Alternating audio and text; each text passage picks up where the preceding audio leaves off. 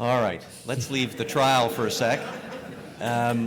You have both handled lots of high-profile cases that have drawn lots of media attention, and I want to tap into your experience in dealing with the media.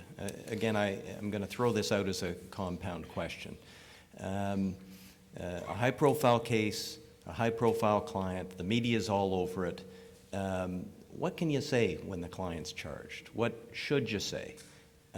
Do you do all the talking? Do you let your client in any way speak to the media directly? Do you retain a media relations firm? How do you deal with that? You first on this one. You're the media guy. And interestingly enough, I mean, I know I'm going to have to live with that for the rest of my life, but it's not even true. It's simply not true. The fact of the matter is that if a case begins, and it begins with an arrest of your client, and the police hold a press conference, and they show whatever it is, the exhibits, the guns, the cash, the whatever, the gang, the criminal organization, or if they just go wild. I think you have an obligation to your client, an obligation to try to create, if at all possible, some kind of balance. I would never let a client speak. Does that mean clients of mine have not spoken? Clients of mine have spoken, irrespective of what I have said and irrespective of how much I'd like to beat the crap out of them for speaking, because it can work very much. I don't think people can help themselves. I mean, by help themselves, I mean somehow turn the tide in their favor by some comment when they've been just charged with a very, very serious crime. So I don't like that at all.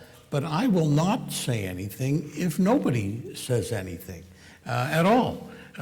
When a trial begins, we've been in trials together. I don't talk to the press at all. I don't go out and give running daily reports of what's going on in the case. I don't think that's right. It's because he's urging me to go out and do it. Yeah, and that works. That works for me. But that way you don't make a judge annoyed. You don't make a jury, feel like it's all some kind of a show. The show goes on in court. And you have to stay away from that. You have to resist all that. Well, I talk to press off the record, and if they want to use something, use it. Well, that's a different story. But by and large, I'd rather, if I think there's some balance going on in the case, I won't say a word to the press. And although I feel similarly, let me say this: there are times when, again, as Eddie said, you have to speak. Sometimes because they have it wrong, and you just have to straighten out the situation. I'll give you a practical example of something that's in the press today. I happen to act for Dr. Anthony Gallia. Well, the American press in particular had attempted to portray Dr. Gallia as someone who was pushing steroids and other performance-enhancing drugs to patients and to athletes throughout North America. That wasn't even part of the allegation, either in Canada or the United States. There was no allegation of him engaging in performance enhancement. There was only an allegation that in the treatment of injuries, because he's a physician who treats injuries, that he had used certain drugs in the treatment of those injuries, nothing of which was performance enhancement. So that clarification is one of the rare times I can think of where I actually was involved in trying to clarify something quite publicly and quite clearly on the record, because what was happening was being very, very hurtful to a very, very highly and well-respected professional. Secondly, if you're going to talk to them, you should be especially with the electronic media, you have to be careful that you speak virtually in sound bites, because they will edit you out, and they'll edit in such a way that you may not be able to convey exactly what it is you were trying to say.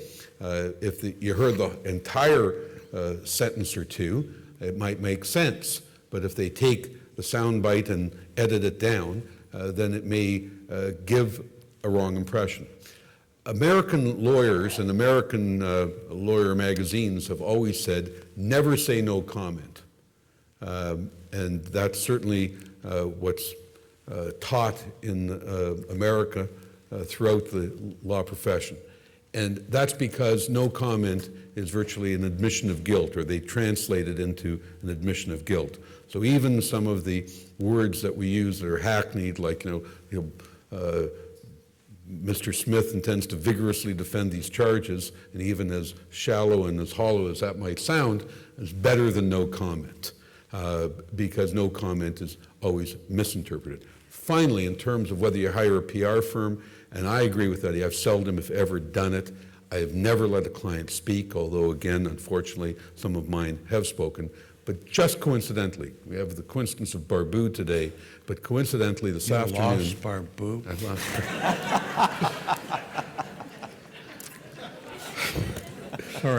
Sorry. Right.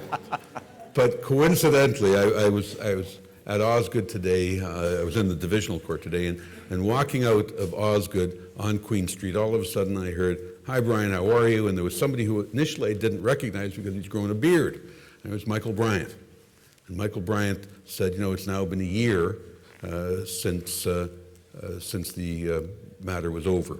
Well, Michael Bryant's an example of a PR firm being involved from the very first moment, the PR firm putting Michael Bryant front and center in terms of his dealings with it. Now, he was the Attorney General.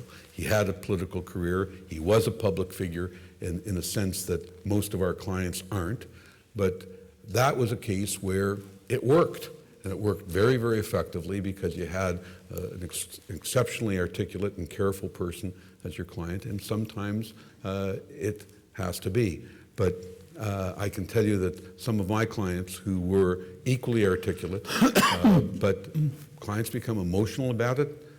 They can't distance themselves from what they're about to say, and as a result, it's very, very difficult to have them as a spokesperson for themselves. Truth of the matter is that the media, I've never seen a case where the media starts off by saying the guy's innocent or the woman's innocent. They don't do that.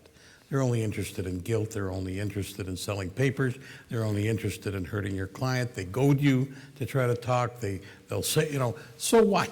So you said that this guy was not charged with that.